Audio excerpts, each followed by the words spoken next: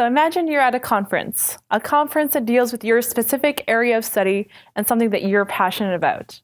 Now imagine a keynote speaker tells you that the area you grew up in is getting more and more polluted, and the people living there, well, they're exposed to these pollutants and they're ingesting these pollutants.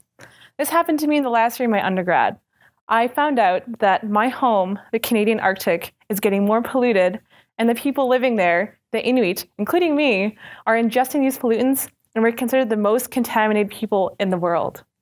Much of this has been sourced to our diets, which is still rich in marine mammals, such as the ring seal. The ring seal is a staple food item in Nunavut. It's ubiquitous. Everyone's eating it, from children to elders to hunters, expecting mothers, and yes, even visitors. Because of the seal's necessity, we need to make sure the seal is safe to eat. So you're sitting at this conference thinking, I need to do something about this.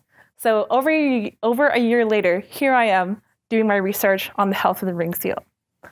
I'll be focusing on 3 aspects of the ring seal health: pathogens, heavy metals, and traditional ecological knowledge, or TEK. So first, for pathogens, I'll be looking at 5. Chief among them being Trichinella and Toxoplasma.